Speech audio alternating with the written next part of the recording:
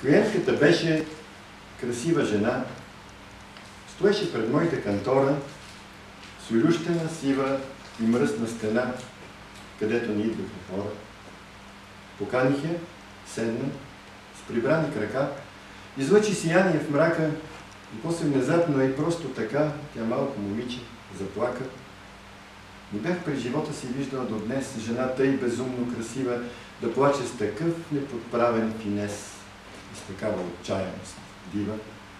Аз говорех, разказвах за чужди дела и за казуси глупаво смешни, изгоних една непослушна пчела от полата и бяла със вестник и за малко едва ме избърсах с длан и сълзите размазали грима.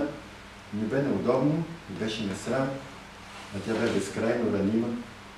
Тя погледна към мене с мокри очи, овладя се и каза простете, и в кантората бавно нахлуха ръчи, през прозорчето с мръсни твърдета.